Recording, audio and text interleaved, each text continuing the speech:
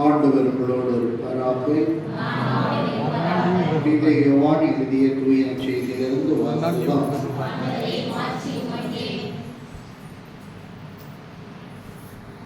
அக்காலத்தில் இயேசு யூதர்களுக்கு அளித்த மறுமொழி: என் வார்த்தை கேட்டு என்னை அனுப்பியவரை நம்புவோர் நிலை வாழ்வை கொண்டுள்ளனர்.